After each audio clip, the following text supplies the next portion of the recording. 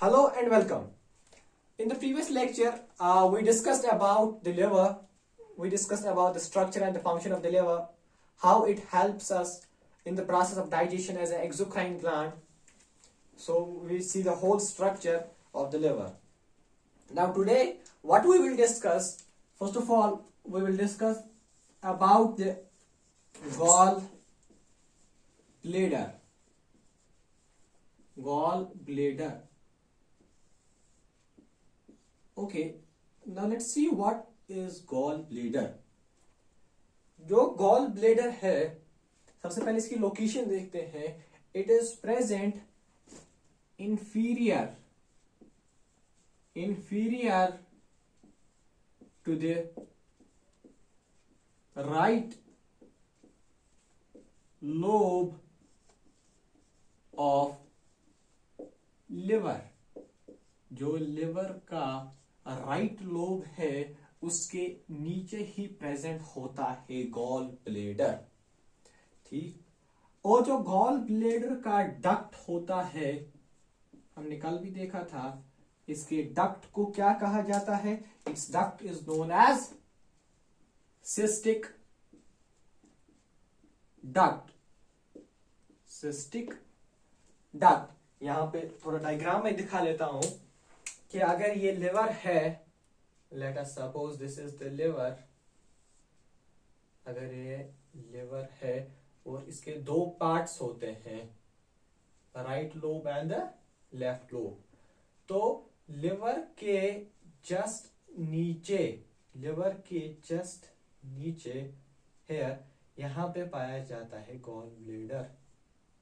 और ये हो गए इसका लेफ्ट और राइट हेपाटिक डक्ट. और जो ये लिवर का डक्ट है, ये वाला सॉरी गॉल ब्लेडर का, ये है आपका gall bladder.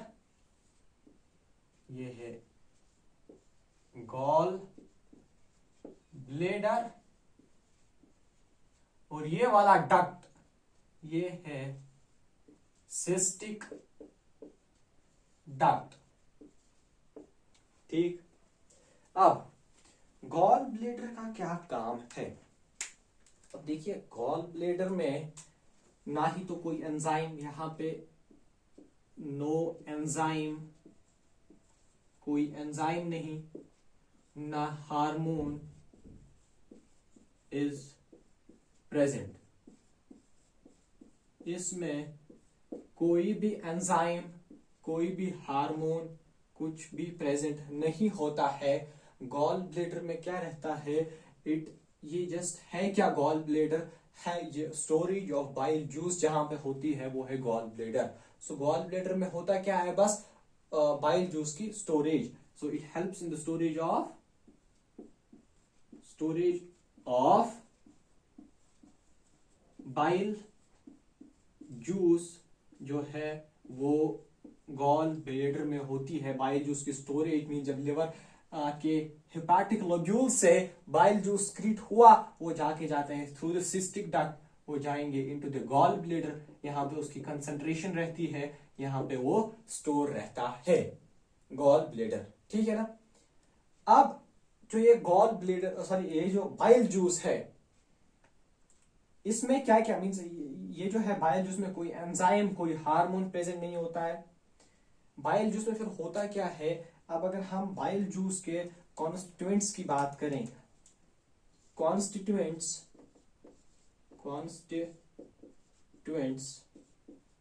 Of bile juice, इसमें कुछ एंजाइम नहीं है, कोई हार्मोन नहीं है. होता क्या है फिर इस बाइल जूस में? तो बाइल जूस में हम याद रखेंगे, सबसे पहली बात, वाटर तो होगा ही होगा. वाटर पहली चीज. दूसरी चीज इसमें होता है सोडियम बाइकार्बोनेट. बाइल जूस में सोडियम बाइकार्बोनेट. थर्ड थिंग जो कि बाइल जूस में प्रेजेंट होता है, that are the bile salts. Bile salts. और बाइल साल्ट्स में भी दो चीजें पाई जाती है. The one is sodium glycolate sodium glycolate, वो जो दूसरी चीज बाइल साल्ट में पाई जाती है दैट इज सोडियम टाउरोकोलेट।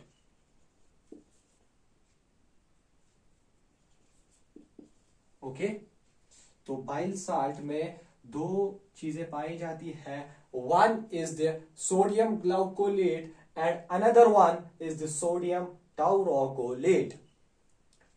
और ये दोनों ही सोडियम जो ये बाइल साल्ट है इसमें सोडियम ग्लाइकोलेट और टाउरोकोलेट है, these both of them they help in the emulsification of fats। Means fat के जो बड़े बड़े लोब्यूल्स होते हैं उनको छोटे पीसेस में तोड़ देते हैं ये बाइल सॉल्ट, जिसमें सोडियम ग्लाइकोलेट और सोडियम टाउरोकोलेट आता है, उनको थोड़े थोड़े छोटे छोटे पीसेस कर देता है।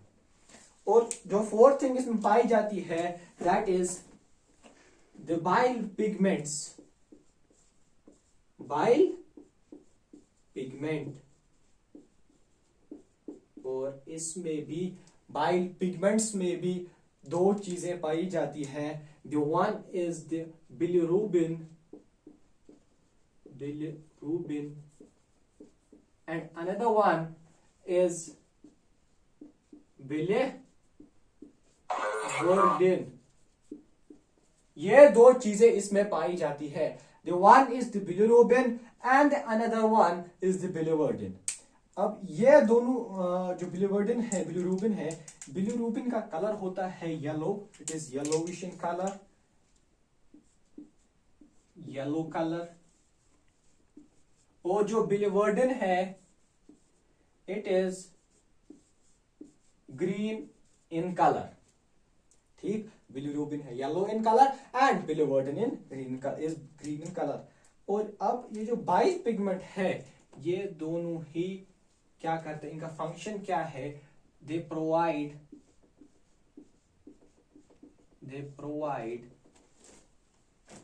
कलर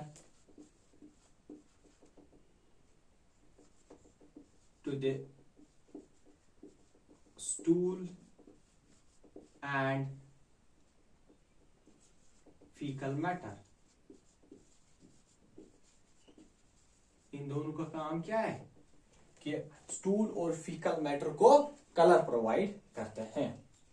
तो ये था गॉल ब्लैडर के बारे में, इसका स्ट्रक्चर, इसका फंक्शन और इसका क्या काम है, इसमें कॉन्स्टिट्यूएंट क्या है। ठीक, now we will discuss about इसका तो डायरेक्ट रोल था नहीं इसमें, तो बस बाइल जूस जो है उसमें वो रहता है स्टोर, और हमने बाइल जूस की भी काम देख लिया। Now we will discuss about important heterocrine gland that is the pancreas. Okay, now we will discuss about the pancreas, which also plays a major role in the process of digestion। क्योंकि इसकी जो secretion है वो भी एक बहुत ही important role करता है प्ले। अब देखिए, अब सबसे पहले पेनक्रियाज, ये तो पता ही है हमें कि that it is a heterocrine gland, heterocrine gland। और heterocrine का मतलब जिसमें बोथ एंडोक्राइन पोर्शन भी हो और एक्सोक्राइन पोर्शन भी हो। ठीक है ना। जो पेनक्रियाज है इसका स्ट्रक्चर क्या है, लीफ लाइक स्ट्रक्चर है। लीफ लाइक ये होता है, इसका जब बनाया जाता है तो लीफ की तरह ही इसका स्ट्रक्चर होता है दो। और इसकी लोकेशन की बात करें, ये पाया जाता है limb of duodenum, limb of duodenum. मतलब अगर ये हमारा पेनक्रियाज है तो यहां से होगा कौन सा, स्मॉल इंटेस्टाइन का ड्यूडिनम पोर्शन, ये वाला, ये होगा ड्यूडिनम। तो उसके लिम्ब में ही पाया जाता है, उसी के साथ पाया जाता है, ड्यूडिनम के साथ। अब देखिए, ये एक पेनक्रियाज का एक डायग्राम है। अब पेनक्रियाज, अब जो ये वाला पोर्शन है, मीन्स जो मेन जा रही है हमने पहले भी देखा है कि इसे कहा जाता है मेन पेनक्रियाटिक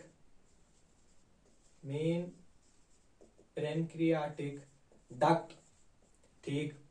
और जो ये वाला है इसे हम कहते हैं एज एसेसरी डक्ट। ठीक है ना। अब चूंकि ये हेटेरोक्राइन ग्लैंड है, इसमें दो पोर्शंस होंगे। जो ये आप रेड कलर देख रहे हैं, ये सारा मीन्स ये सारा पोर्शन जो भी यहाँ से है, ये सारा व्हाइट वाला पोर्शन, ये सारा है इसका एंडोक्राइन पोर्शन। एंडोक्राइन, ये सारा है एंडोक्राइन पोर्शन। और ये है जो ये ब्लू कलर से बने हुए हैं, दीज आर द एक्सोक्राइन। तो ये वाला क्या है, ये रेड वाला, it is the endocrine portion. Endocrine, ये सब क्या है। और ये एंडोक्राइन पोर्शन क्या करता है, ये कुछ हार्मोन स्क्रीट करता है। ये स्क्रीट करेगा जैसे कि इंसुलिन स्क्रीट करता है, क्योंकि एंडोक्राइन की स्क्रीशन को हार्मोन्स कहते हैं। तो ये इंसुलिन स्क्रीट करेगा। इसके अलावा ये ग्लूकागॉन स्क्रीट करेगा, ग्लूकागॉन। ठीक है ना। तो ये क्या करता है, कुछ हार्मोन स्क्रीट करता है, जैसे कि इंसुलिन है, ग्लूकागॉन है, और भी बहुत चीजें ये स्क्रीट करता है। और जो ये ब्लू कलर का है, ये है इसका exocrine portion. This is the exocrine portion, exocrine. और जो इसका मेजर पोर्शन होता है इसी एक्सोक्राइन का होता है। एंडोक्राइन जो है, एंडोक्राइन ये 1 to 2% होता है पेनक्रियाज में। 1 to 2% जो है वो एंडोक्राइन पोर्शन बनाता है। और इसी एंडोक्राइन पोर्शन को हम आइलेट्स ऑफ लैंगरहैंस भी कहते हैं। सो ये एक इंपॉर्टेंट पॉइंट है कि एंडोक्राइन पोर्शन को हम आइलेट्स ऑफ लैंगरहैंस, एक साइंटिस्ट का नाम था, उसी के नाम पे रखा गया है। इसे हम आइलेट्स ऑफ लैंगरहैंस भी कहते हैं। किस, एंडोक्राइन। एक्सोक्राइन कोई ऐसा नाम नहीं है। तो एक्सोक्राइन पोर्शन जो है मेजर पोर्शन है। अराउंड 98 to 99% जो पोर्शन होता है पेनक्रियाज में, वो एक्सोक्राइन पोर्शन ही होता है। ठीक है ना। अब इसके बाद, अब जो पेनक्रियाटिक जूस है, मींस यहां से जो स्क्रीट होता है, पेनक्रियाटिक जूस पेनक्रिया से स्क्रीट होता है इसके एक्सोक्राइन पोर्शन से। ठीक है ना। तो एक्सोक्राइन पोर्शन से जो पेनक्रियाटिक जूस स्क्रीट होता है, मींस डक्ट के थ्रू, एक्सोक्राइन डक्ट होता है ना। तो एक्सोक्राइन पोर्शन से जो पेनक्रियाटिक जूस कहां से, एक्सोक्राइन पोर्शन से जो पेनक्रियाटिक जूस होता है वो स्टिमुलेट होता है या रेगुलेट होता है दो हार्मोन से। Is regulated bye 2 hormones. 2 hormones की मदद से वो रेगुलेट होता है। और वो 2 हार्मोन्स क्या क्या है, एक है सेरोटिन, एक है सेरोटिन।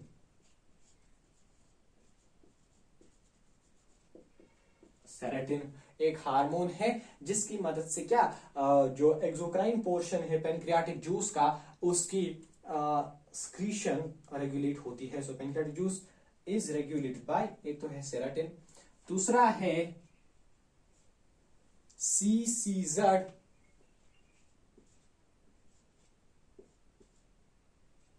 कोलेसिस्टो CCZ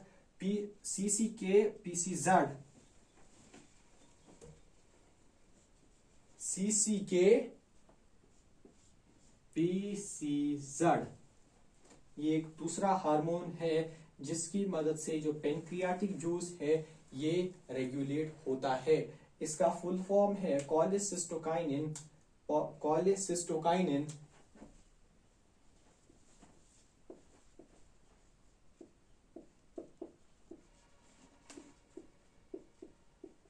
cholecystokinin पेनक्रियोजाइनिन।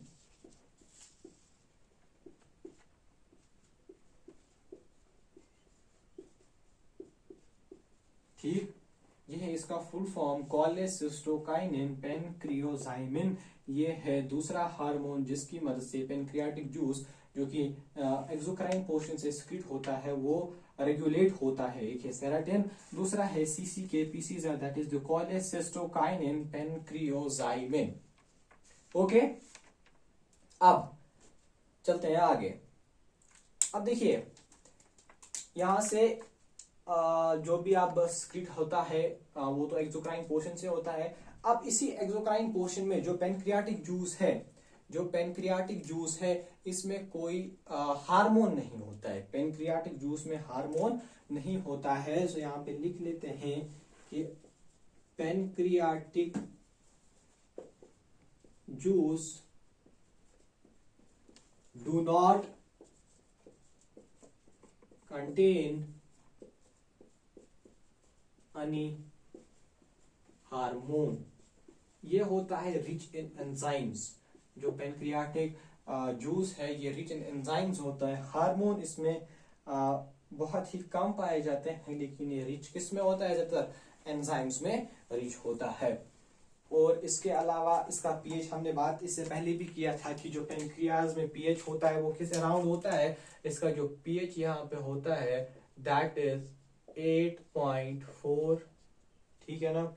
और एक बात कि जो पेनक्रियाज है इसकी जो पेनक्रियाटिक जूस जो है इसकी डेली स्क्रीशन पेनक्रियाटिक जूस की इट इज अराउंड 650 ml।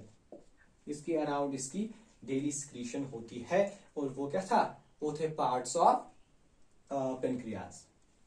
अब हम देखते हैं कि इसके कॉन्स्टिट्यूएंट्स क्या है। जो पेनक्रियाटिक जूस स्क्रीट हुआ इसके कॉन्स्टिट्यूएंट्स क्या है, इसमें क्या क्या पाया जाता है, ठीक है ना, वो देख लेते हैं। Okay, now we will discuss about the constituents of pancreatic juice. Means pancreatic juice में क्या क्या चीजें पाई जाती हैं, क्या क्या कॉन्स्टिट्यूएंट्स इसमें है, ठीक है ना। पेनक्रियाटिक जूस में क्या क्या पाया जाता है, ठीक है। सबसे पहले हमने ये तो बात की कि कोई भी जूस हो वाटर तो उसमें होगा ही होगा। तो सबसे पहला चीज इसमें क्या है? वाटर। और एक चीज है इसमें that is the mucus. Water and mucus. Second point जो इसमें पाया जाता है that is the sodium bicarbonate.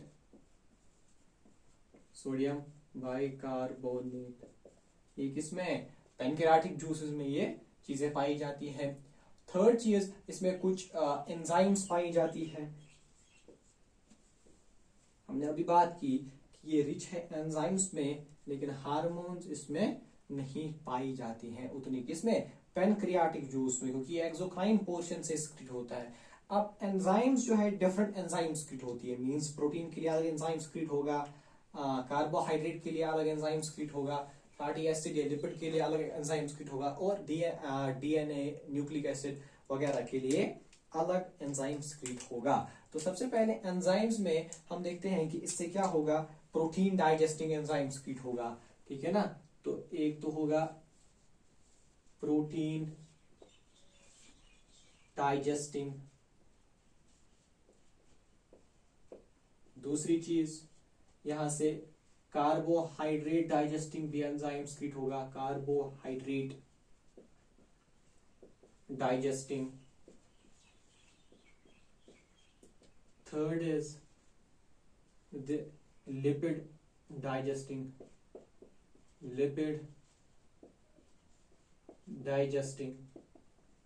and fourth is the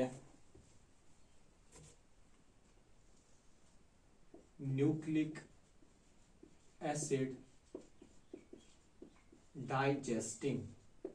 ये एंजाइम्स यहां से स्क्रीट होते हैं। Protein digesting enzyme, carbohydrate digesting enzyme, lipid digesting enzyme and nucleic acid digesting enzymes, ठीक है ना। कार्बोहाइड्रेट पे सी भी जो फर्दर एंजाइम एक्चुअली में एक्ट करेगा कार्बोहाइड्रेट पे दैट इज द एमाइलेज।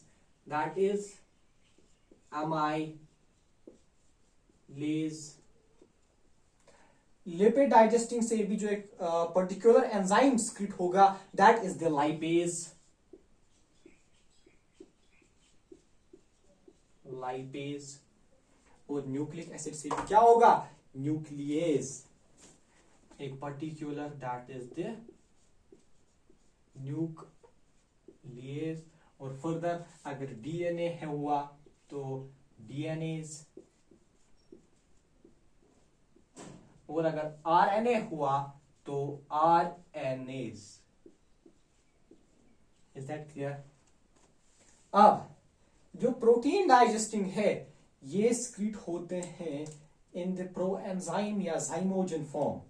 ठीक है ना, इसे हम कहते हैं प्रोएंजाइम्स या जाइमोजन। ये स्क्रीट होते हैं एज प्रोएंजाइम्स। प्रोएंजाइम्स या जिसे हम जाइमोजन कहते हैं। और प्रोएंजाइम्स या जाइमोजन का मतलब है ये होते हैं एज इनएक्टिव फॉर्म में स्क्रीट। ठीक है ना, इसका मतलब क्या है, इनएक्टिव फॉर्म। इसका मतलब है inactive form of protein digesting enzyme स्क्रीट होता है। इनएक्टिव फॉर्म स्क्रीट होता है, इनएक्टिव फॉर्म। अब देखिए इनएक्टिव फॉर्म क्यों है। सेल बायोलॉजी 11th में एक चैप्टर है, वहां पे हम पढ़ते हैं कि कोई भी बॉडी का सेल हो उसमें प्रोटीन तो होगा ही होगा। ठीक है ना, प्रोटीन्स और लिपिड्स का बना हुआ है। तो अगर ये यहाँ से इस एक्सोक्राइन पोर्शन से अब अगर ये protein digesting enzyme active form में स्क्रीट हुआ तो ये तो यहाँ से सारा सेल ही खा के चला जाएगा, तो आस्ता आस्ता सारा पेनक्रियाज ही खत्म हो जाएगा। सो दैट्स वाई ये यहाँ से स्क्रीट होगा एज इनएक्टिव फॉर्म में। और जब ये बाहर आता है फूड पर, फिर वहां पे ये एक्टिव हो जाता है and then it act on the food. ठीक है ना, अब इनएक्टिव फॉर्म में भी जैसे कि पेप्सिनोजन है, the one is the pepsinogen. Pepsinogen एक इनएक्टिव फॉर्म है प्रोटीन का, जो कि कहां से, एक्सोक्राइन पोर्शन ऑफ पेनक्रिया से स्क्रीट होता है। Pepsinogen. One is the trypsinogen.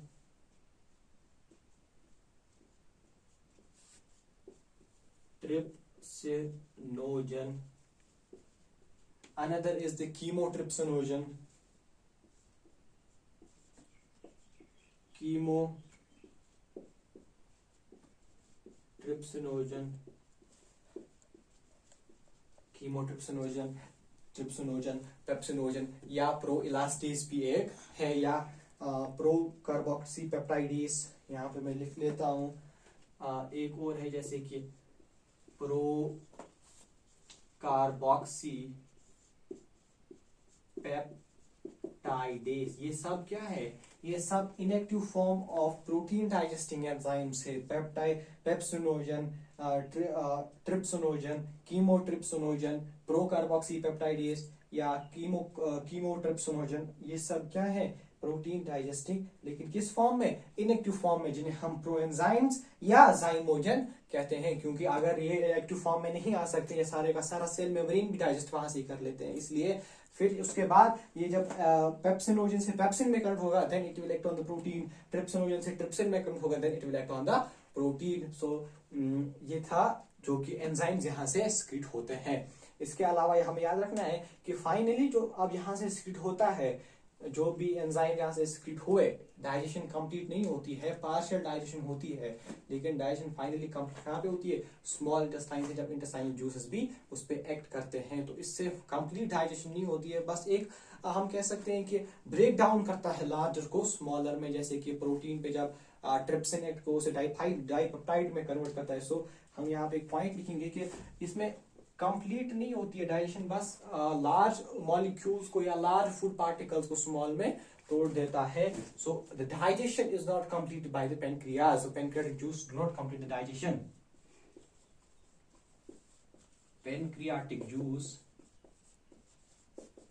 Do not complete digestion, ये डाइजेशन को कंप्लीट नहीं करता है, बस बड़े को मींस बड़े फूड पार्टिकल्स को, द लार्ज फूड पार्टिकल्स को उन्हें कन्वर्ट कर देता है इनटू द स्मॉल पार्टिकल्स। जैसे कि फॉर एग्जांपल अगर प्रोटीन है, जैसे कि प्रोटीन पे क्या एक्ट करता है, ट्रिप्सिन, तो प्रोटीन पे एक्ट करेगा ट्रिप्सिन, एक्टिव फॉर्म में, उसका इनएक्टिव फॉर्म है ट्रिप्सिनोजन, एक्टिव फॉर्म है ट्रिप्सिन। तो इस पे जब एक्ट करेगा ट्रिप्सिन,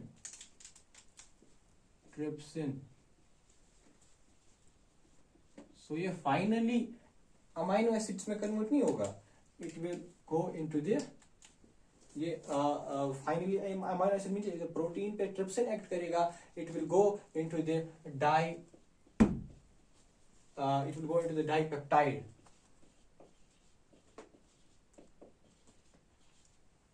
अब ये तो थी कुछ पैंक्रियासिक की बात, बाकी जो भी हमें डाइजेस्टिव ग्लैंड्स पढ़ने थे वो तो हमने पढ़ लिए डाइजेस्टिव पोर्शन में। अब इसके बाद एक मेन टॉपिक आता है, that is histology of the alimentary canal, whole histology की, उसकी जो स्ट्रक्चर कैसा है, and that we will discuss in the next lecture. Thank you.